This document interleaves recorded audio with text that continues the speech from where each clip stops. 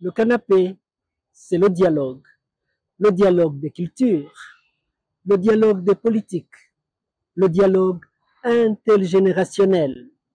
Le canapé, c'est aussi l'apprentissage du français. Le ministre de l'Unité nationale et de l'engagement civique, le Dr Jean Damascène Bizimana, lance un appel à tout un chacun à s'atteler aux activités commémoratives du 31e anniversaire du génocide commis contre les Tutsis au Rwanda.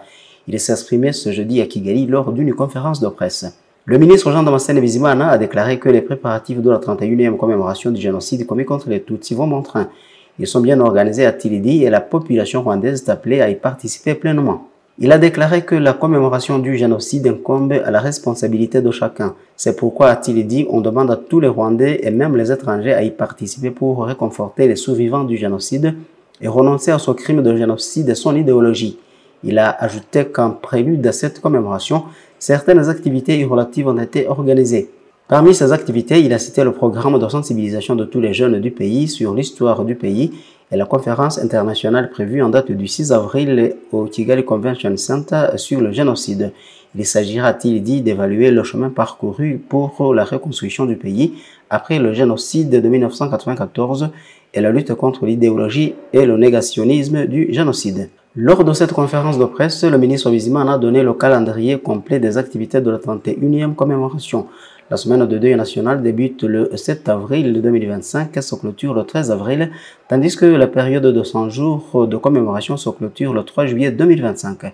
C'est sous le thème, a-t-il rappelé, se souvenir, bâtir ensemble. Ce calendrier prévoit que le 7 avril 2025, au niveau national, la semaine de deuil débutera au mémorial de génocide de Kigali, où se tiendra une cérémonie nationale de commémoration. Une marche de mémoire est aussi prévue partant du Parlement pour arriver à la Beka Arena, où va se dérouler une soirée de mémoire. Ces événements seront retransmis à la radio et la télévision nationale pour permettre à tous les Rwandais de les suivre en direct. Le ministre Bizimana a indiqué que dans les districts, la semaine de deuil va commencer au mémorial du district ou à un autre mémorial à déterminer par les autorités.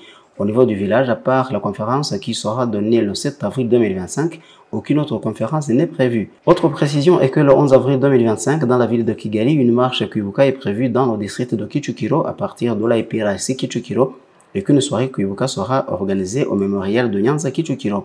Le Minubumwe indique également que les activités commerciales, les sports individuels, l'entraînement des équipes et d'autres activités génératrices de revenus se poursuivront pendant la semaine de deuil. En date du 13 avril 2025, les activités seront organisées pour clôturer la semaine de deuil national.